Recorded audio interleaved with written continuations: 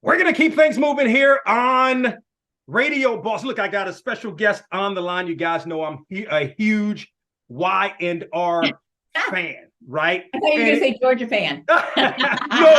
No,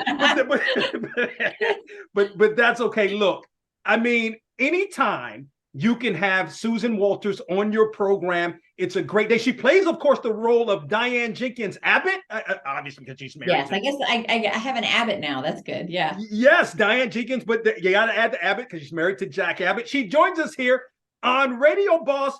What is going on? Susan, how are you? Welcome to the program. Thank you. Well, it's my favorite time of the year, college football season. And I have to tell you, I've been so excited to come and talk to you about football that I could barely get through my lines that I just had to do a half an hour ago. Yes. I said it.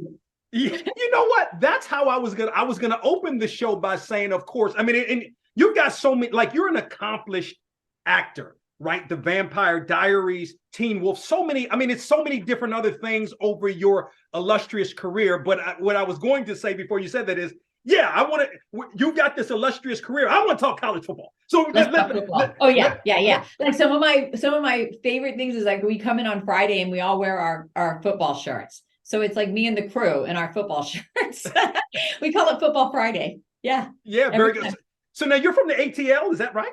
Yes, I am. I was raised in Georgia, and then I went to New York, and then I went to California, and then we went back to Georgia. So both my daughters went to college in Georgia. So I had a Georgia Techer and a University of Georgia, and now we're back in California. Very good. And Georgia Tech had a nice win early in the season, beat Miami. Somebody. Yeah, there you go. Beat somebody big. That's right. That's right. Yeah. And what's so funny is I happened to be watching that game with my daughter who graduated from Georgia Tech, and they're so not football people at Tech. I mean, the stands, it's so sad. They clear out. They just clear out in the third quarter. And they can lose better than anybody. I mean, you know, they're ahead in the fourth quarter, and by the time you drive 45 minutes to get home, they would have lost, right? But we're watching that Miami game, and it was just incredible. We were just jumping up and down. It was fantastic. So is that so? I mean, I wouldn't consider. Okay, so it's the two big schools in the state of Georgia. I wouldn't consider it a rivalry. Like, it's not a rivalry, but do you all not like Georgia Tech? That's no rivalry because Georgia killed Georgia Tech. Right. It's like the big brother and the little brother when it comes to football, right? I think that there's such a sense of arrogance on both of the schools' parts about what they're good at, you know? So the Techies, they're like, okay, go ahead and do the football thing. That's what they think, right? And I have to say, I love both schools because growing up, I wanted to go to Georgia. I was supposed to go to Georgia, and I kind of delayed going to New York. But my daughter who went to Georgia Tech, it's an amazing school. I mean, I got to say, they're both really good schools. Yeah. Georgia's better. So what about those Bulldogs? I mean, big game against Tennessee this week should be I mean, you can never count it, but I'm saying it's a big SEC rivalry. It is a big SEC rivalry, and it's at home for Tennessee. And what's that, Neyland Stadium, right? It's probably very impressive. And I was at the Georgia game last year when Tennessee was at Georgia, and they really show up. So they showed up in Athens, so I can imagine they really show up when it's at home. But I would like to say Georgia will win that game. They have a lot riding on it, and they're playing really well now. It was really exciting watching the Ole Miss game. I promise, for those that are tuning in, we're going to talk some Y&R, and we're going to talk about Susan's career. I promise you. But look, look. So Michigan, your thoughts? Like, do you have some? Oh my God! Well, this is so crazy. I have to tell you, what is going on at Michigan right now?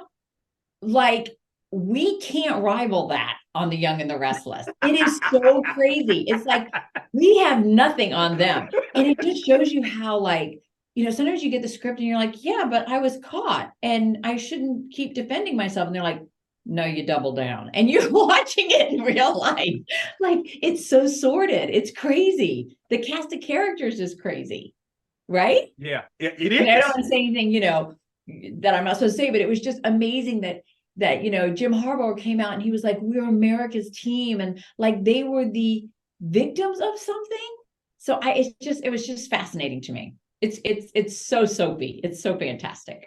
Right. And then in soap opera-ish fashion, like they're already on the plane last Friday on their way to Penn State, and then the decision comes down, like, you know. Yeah. And so then he has to watch it from his hotel room, whatever.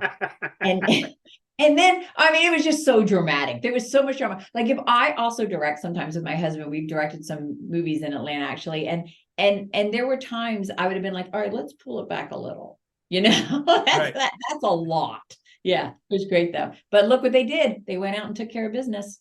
They did. They definitely did. Still obviously in the running for the college football playoff. Yeah. Susan Walters joins us here on the program. We're talking some college football. We're going to get back to, she's our celebrity guest picker. We're going to get back to talking some college football, because I'm going to tell you what, Susan, you are playing that role of, you've been playing that role of Diane Jenkins. Now you're back. You are playing that role. She's less, I would say, less villainous now. Yes. And going back, trying to make amends and all of those kind of things. But first of all, speak to being back. You had been gone for what, almost 20 years before coming back last year. Yeah, 20 years. Like when I was on the show 20 years ago, it was, I had been doing other things since my first job was a soap opera. So then I was away for like 20 years or whatever. And then I went on this soap, and it's such an amazing medium. It really requires so much work, so much homework, so much memorization, so much confidence. And I felt that then, and then I left the show, went and worked. Now I've come back and I appreciate it that much more. I mean, what we do is it's so much fun, right? And we work with great people, but it's a lot, it's a 24/7 job. And the hours seem so great compared to a show where you might be there 16 hours and then get up the next morning and be there 16 hours again. But we're basically, for me, I'm working on my stuff every day, like while I'm riding my bike, while I'm watching a football game, kind of, I might put it down then. But it's great. It's fantastic. I'm working with some of the same people. And my character has finally gotten her man, Jack Abbott, played by Peter Bergman, who's fantastic, who she was kind of psychotic about 20 years ago. And then I left and somebody else played the part who did a lot of really terrible things. And died. And then I came back, I'd faked my death. So I spent last year kind of making amends. So it's interesting for me to see where they're going to take the character now. No doubt. What made you, in fact, decide to kind of come back?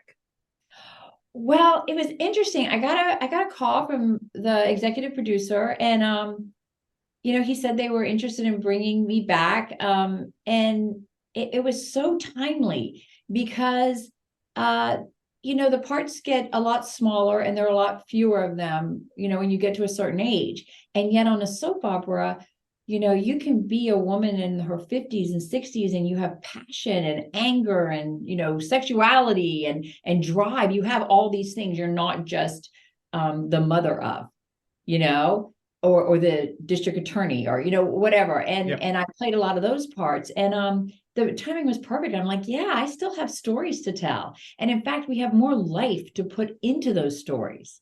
So there is a dichotomy that you get a lot more jobs as an actor when you're younger, but you're really probably better at it when you're older and you live life and have experiences. Yeah, no, I think, that makes sense. And I think that's a really great point. Can I take you back to Melrose Place? Like you did that for a little bit, right? Like I didn't, now admittedly, and I was younger, like I didn't watch him. It's obviously very popular and still to some degrees is. What was that experience like? Well, it was kind of crazy because I had little kids at the time, and that was my guilty pleasure, was watching Melrose Place, right? So then all of a sudden I'm on it and I'm like, oh God, am I hot? Like that whole thing. And what was so comforting is that I played a character who was impersonating another character, and both those characters died. So there was no chance I was going to live, right? So there was a lot of freedom in that because I wasn't thinking, oh, if they like me, they might keep me, that sort of thing. And what was really fun is my husband was on the show at the time playing Coop, Dr. Coop somebody, yeah. And so we did have one scene together. Okay. So that was fun. Yeah, it was fun. It was fun to be part of that kind of iconic, television show, kind of like being on Seinfeld. Like there are these pieces of our, pop culture that you refer back to. Yes, that's right. You were on Seinfeld. That had to be a lot of fun also. That was so much fun. Yeah, that is fun. Yeah. And then, so that's interesting. So Lyndon Ashby is your husband, real life husband, but he's also on Y&R as well. Like how, I don't know if you guys have a lot of parts together, maybe, but how's it working with him? I have to say, Lyndon's one of my favorite directors to work with and one of my favorite actors to work with. And it's funny because we can be at home. I've played his wife in things, or he's played a lawyer, and I was somebody else's wife in a movie, and then I was his wife in another TV show. We've worked together often. And what's interesting is we can be at home dealing with our kids, like, angry at everything, trying to figure things out. And then when we're at work, we are totally at work, supportive of each other and in character.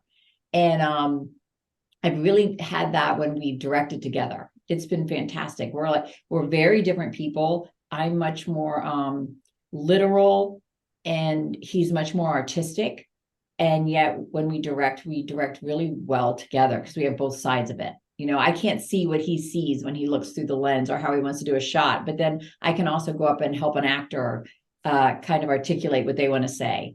But he was on the show and he played such a villain. It was fantastic. It was like it was the same thing, like with Melrose Place. He wasn't going to live. He could just come on and be bad, and he did a great job. He did a really great job. Yeah. So now I have, you all don't get on each other's nerves sometime. I don't know if you've had not a fight on set, but you were kind of mad at each other, right? But then maybe I guess once you kind of, it's showtime or action, you have to kind of get through. No, we totally like focus in. But I have to tell you, we had a fight last night because I was having such a hard time saying some of my dialogue because a soap has a lot of information and you speak a lot, right? So you can't just. There was a lot of information to say to kind of remind the audience, because you can't expect the audience to watch every single day about what was going on. And I was having a hard time. I was a little tongue-tied with it. And, then he starts going, Susan, all you're trying to say is, and I'm like, I'm just going to hear it. Like, so we have that. But we're really supportive of each other's careers. Very much so. Yeah. Very much so. No doubt about it. The one and only Susan Walters joins us here on the program. She's our celebrity guest picker, and we're going to get to those games momentarily. For you, how being on a soap opera, right? Like how much do you have to obviously have to be in character. But do you take that character and sometimes like if you're working, a couple of weeks straight, not that you're that person, but you like sometimes I guess you can't really, sometimes you have to be in character quite a bit, even if you're off the set, I guess is my point. Well, because so last year I worked, most days of the week. And my character had a very, a really big story of redemption. And I was apologizing and I was owning up to a lot of mistakes and I was begging people's forgiveness. Right. And I was caught in several lies and then I had to worm my way out of those. And there's no way for me that I can't carry some of that around with me because I'm using myself to do the scenes. I might not have faked my death, me, Susan, but I still know what it's like to mess up and to have to ask for someone's forgiveness and to have to, try to repair relationships. So I do carry it with me. It's tough. And then you go home and then you have to refresh yourself and make sure the next day's dialogue. So I remember at one point I was doing a scene with Michael Mueller, whom I adore and plays my son, another Georgia boy. All right. And I just looked at him and I said, wow, we really use the worst parts of ourselves sometimes at work. Because that's what you have to tap into, I do ride a bike, I mountain bike and I road bike. And last year at there were times where I thought, I need to go home and study. And I was like, no, wait. And Lyndon would even say, Susan, get on your bike. and I would get on my bike and ride, and you kind of got to clear out and then start on the next day. Yeah, it's hard. It's hard not to. Yeah, I mean, and then having to kind of learn those lines. It's not like, maybe if you're on a movie or a TV show, you have to really know, you have to really do this thing. Like soap operas are a different animal. It's a different animal because, well, since I've been on the soap, I've done a couple guest spots on things. And yes, you might be doing the same scene over and over and over again all day long for each person, to film and for all the coverage. But when it's your turn to be on camera, if you kind of mess up a little bit, you can go back, or if you get a little tongue-tied, you say, wait, hang on, and you can go back yourself or whatever. Where what we do, it's almost like, it's like being a newscaster. You come to the set prepared. And it's interesting because my first job was a soap, and I know how I work, and I've done other things like on Vampire Diaries, my character, character had this scene before she died. And I said to the director, I said, I'm going to walk on set and I'm ready to go. I don't need 10 takes to get there. So film me first and you're going to get a better performance. Because that's kind of how I was trained on the soap. You walk on, you do your thing, and so sometimes if I'm on a, like a guest spot or something, or a single camera show, the days I'm like, didn't we already do this thing? Because on the soap, we would have done 30 pages by then, right? It's very immediate. Yeah. It's immediate. So Diane's buddy, Phyllis, I'm sure you and Michelle Stafford have to be much cooler than Diane than Diane and Phyllis are. I love working with Michelle. She cracks me up. There were scenes last year we did where I was like, how do I not laugh during taping? But then we get so into it, Phyllis can push Diane's buttons like nobody's business. Right. And at the same time, Susan appreciates so much what Michelle Stafford brings that there's part of me like in rehearsal watching going, how did she do that? I enjoy watching that. So yeah, she's great. She's great. I haven't really gotten to work with her much in the last 6 months. Yeah. So hopefully we'll come back around.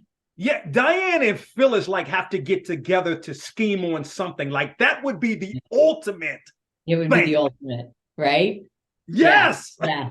Well, see, what's funny is last year at this time, because it was football season, Peter Bergman, his kids went to Michigan. So he's a Michigan fan. And then James Hyde, who played Jeremy Stark, and that's when I last worked with Michelle, really, he is one of those ridiculous Ohio State fans. Like all his sweatshirts say "the," right? The. And he texts me before every game now, especially if Georgia's losing. He starts texting me the flags of the other football team or whatever. So we had Peter and James and myself, and it was just like football craziness, It was great, though. Yeah.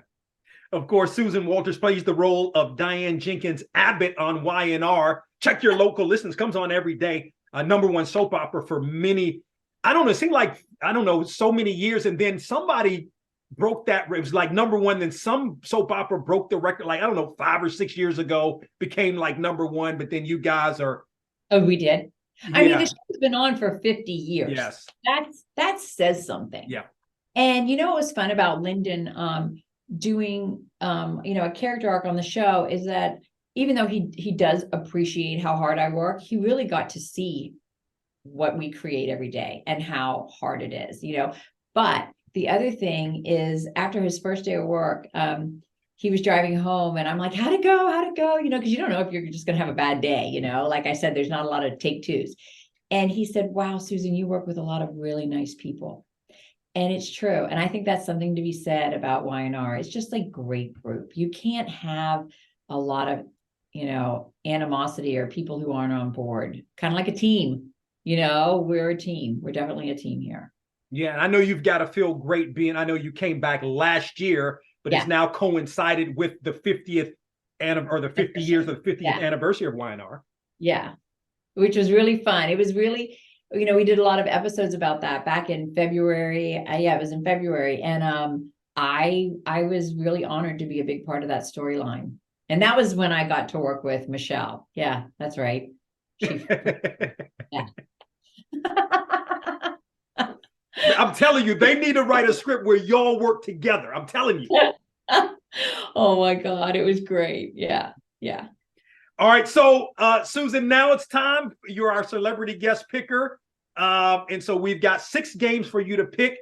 Right. I mean, listen, I know we threw Georgia and Tennessee. But now, at the time when I threw this out there, I didn't know. I thought you maybe because you're from Atlanta, but I didn't know how much of a Georgia fan you were. So you got to tell us why Georgia, in fact, beats Tennessee. Well, like I said, it's away and Tennessee shows up and it's Neyland Stadium, right? So that's going to be a tough away game. But I do think Georgia will win because they just seem to have found their stride, and I love that Brock Bowers is back, except I have to say, I hope he doesn't play too much or need to play too much because I think we need to save him for Alabama. But it was really exciting to see him back on the field. I think they're just clicking now. I think everybody, including the quarterback, has confidence in himself more so. I mean, he's probably always been great, but it must have been really hard for Carson Beck to just walk on and all of a sudden, take the next role of this storybook, from seasons from last year and the year before. But I think they've just found their stride. I think they know how important it is to win this game. Yeah, I think if Georgia, and not just this game, but if Georgia happens to trip up, let's just say, you win the SEC championship, Georgia's still in the playoff. Well, but if Georgia trips up, I thought it could have been last weekend, right? There's always that thing where they, come on, we barely beat Missouri last year.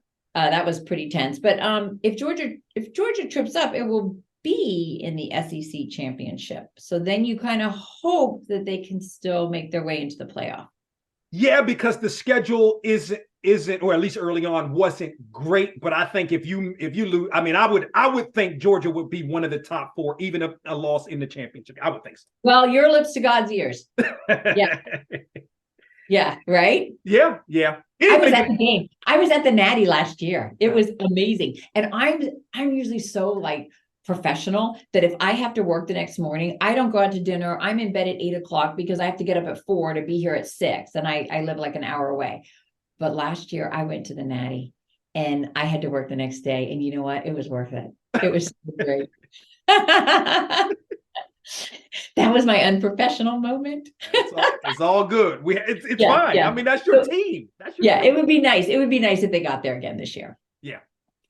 Okay, so our other top 25 games, a big one, Washington at Oregon State. Well, I have to say, so my picks are hard because I do, and this is the way I watch football. I watch it way too emotionally about the stories, right? Where my dad, who played football, he's very, about the stats. For Washington and Oregon State, I would like that to be the big upset and Oregon State win. And I want Penix to keep on his Heisman thing. I totally appreciate that for Washington, but it would give Washington a loss. Yep. Which, see, we're chicken about Alabama, right? So if we lose to Alabama, then at least they would have had a loss too. But I also think maybe it's time, maybe it's time Oregon State kind of has gotten their stride, right? Yeah. I don't know. That's a tough one. I think that's going to be a really close game. Okay. And you're going with Oregon State? I'm going with Oregon State. Okay. All right. That's who I'm going with. Sorry. Okay. No problem. Yeah, you're right. Washington sits at number 5 in the college football playoff. So yeah, that would help. I could be really wrong about that one. That's a tough one. Yeah, that is a tough one.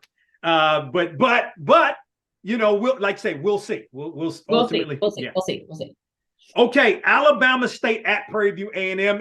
This is for essentially the SWAC Western Division. Prairie View A&M wins. It's in.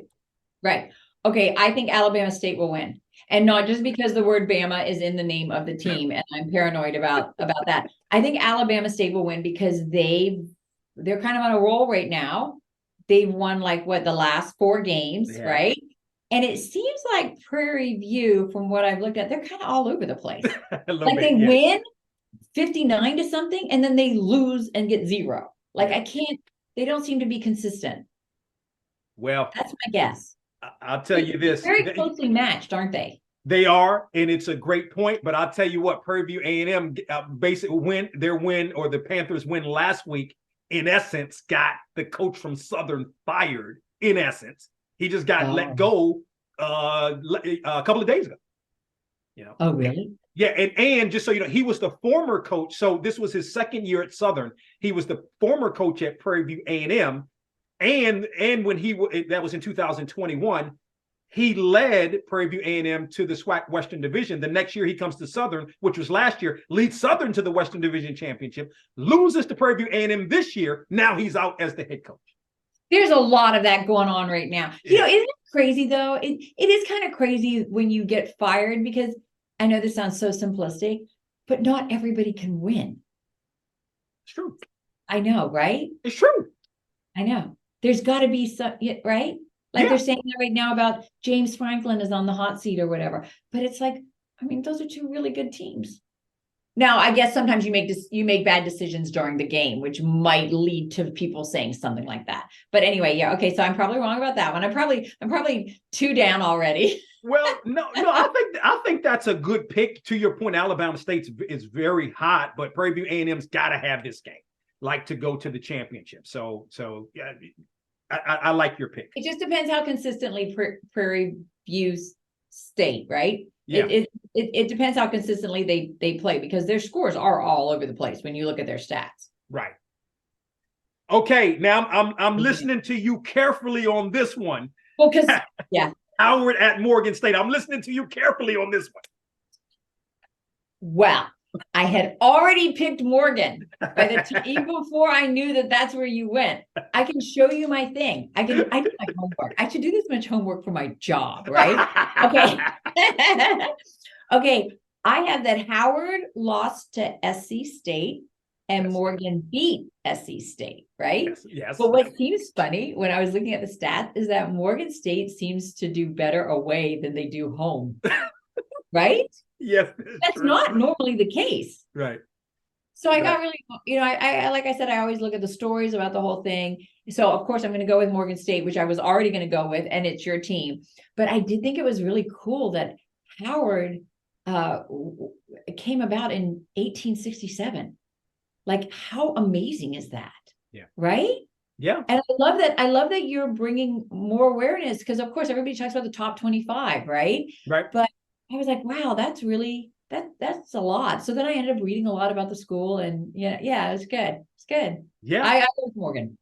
Okay, very good. I think we're good. Of course, the Vice President of the United States is a Howard grad, but look, it's all about Morgan State in this football game. Yeah, that's not a, yeah. Let's go with Morgan. We got you. We got you on that one. Very good. Thank you, Susan. All right, we're moving to the National Football League. Steelers. Oh my God. Yes, Steelers at Browns. I have so many thoughts about this that I probably shouldn't say. Like I said, I look at the stories. Okay, so I've never been a real Steelers fan because of maybe things that went on behind the scenes with the Steelers, right? And so then now I like this new quarterback. And I think what's really great about the new quarterback is that he's also throwing, what's his name? Pickett? Pickett, right? Correct. And Pickett is throwing to Pickens. And Pickens came from Georgia. So I do like that about the Steelers, right? Come on. I like that. So then with the Browns, at first when I was looking, I was thinking, well, okay, this would be a good redemption win, because who got hurt the last time is Nick Chubb, right? So I was thinking I want the Browns to win for that, but then I don't like that quarterback so much either. So anyway, the whole thing is I'm going with the Steelers. Yes, and Deshaun Watson, he's out anyway. He's out for the season. So that made that all a lot easier. Yeah. So my emotional pot of stew with that game really came back to Pickett and Pickens. So we're going with the Steelers. I like that. That's good. Okay, the big game, a rematch of last year's Super Bowl, the Eagles at the Chiefs. Okay, who do you think I want to win? Well, that's interesting. I'm trying to think if offhand. Oh, the Eagles have the Georgia kid. Exactly. Yeah, they got the Georgia kid. The defensive lineman. Yeah. It's just Georgia and Philadelphia, right? So I mean, it's so much fun for me to watch those games, and I'm like, wait, Jordan Davis. Wait, like you hear the names and I get so excited about it. So you know what? Do I think that the Chiefs might win? Maybe, but I want the Eagles to win. I want my Georgia boys to win, and they're doing great. Yeah. Okay. No, and also, they have a really good DeAndre Swift? Yeah. Right? Yeah. Yep. Running back, right? Yeah, Right. yeah. He's doing amazing for the Eagles as well. So I'm kind of going with the Eagles on this one. I'm telling you, you did your homework. So what's so sad is a lot of this I just know. Well, no, I know, but I'm saying you've got it laid out as to who should win and why, Well, like I said, my problem a lot of times is I go, it's emotional picks. Like, okay. I'm like, oh man, I hate that guy. And then I want the other team to win. But what was fun about these games is a lot of it lined up. Yeah. Okay. So we've got Georgia. You've picked Georgia, Oregon State, Alabama State, Morgan State, the Steelers, and the Eagles. Okay. I don't know. I'm probably only batting 500. Is that what they say? I like Georgia. I think Washington State may be primed to be upset, and the game is at Oregon State, but right. Here's the thing. Let that be the upset as opposed to Tennessee beating Georgia. Yeah. There you go. If the gods are going to have an upset, let it be that one. Yeah. I do like the Steelers. Chiefs and Eagles. Yeah, I like the Eagles. The Chiefs aren't quite like they were. The Eagles aren't either, but they're starting to be better. So I like that. I like Morgan. Alabama State and Prairie View. This is such a toss-up. I like Alabama. Alabama State, to your point, has won like 4 straight football games. Right. They're playing very well. So, what's interesting is like when I was looking at the stats for those, because I did have to look. Morgan State, and that was something about like the Ole Miss Georgia game. Ole Miss in the last couple of years, they can be just on fire and beat like the best teams. And then the next week, not so much, So I was kind of hoping we got a not so much week when they played Georgia. And that's kind of what Prairie View reminded me of. They were just kind of, their scores were like all over the place. Yeah. Highs and lows, I guess. Yeah. It's so fair because I think going back a couple of weeks ago, the Prairie View was kind of out of it and then has won a couple of games, including last week's win over Southern, which knocked Southern out of the race. It could go either way. Fun, though. I mean, it's crazy. What my daughter who goes to Tech, who went to Tech, like I said, they barely watched any football there. They just weren't into it. And in fact, I remember when her older sister goes to Georgia and she's applying to colleges. And I'm like, Savannah, please go to Tech. You'll love it. Just go to Tech. And she goes, Mom, I am not picking a college just so you can have a house divided flag. House divided flag. But anyway, it was so funny because she came over and that's when we saw that Georgia Tech Miami game. We watched so many games in one day. And she's like, this is getting ridiculous, Mom. Because my husband wasn't even in town. But I have the new YouTube TV, where I can do 4 games at the same time. And she's like, Mom, this is a lot. But it's really fun. Yeah, it's fun. It's fun. Susan, this was so much fun. Oh my goodness. This was so much I'm almost embarrassed. Oh, this was absolutely phenomenal. Susan Walters, again, check out CBS YNR on CBS every day. Plays the role of Diane Jenkins Abbott. She joins us. And like, this is so not like what we're talking about is so not Diane Jenkins. Do you think Diane Jenkins ever turns on like a sports thing? No. I know, right? How fun. Yeah, it's fun. It's fun being Diane, but it's certainly fun being a Georgia Bulldog. And it's been really fun talking to you about all this. Absolutely. Susan, we appreciate the time. Continued success in all you do. Thank you. All right. Take care. Okay, you too. Thanks. Okay. Bye. Bye.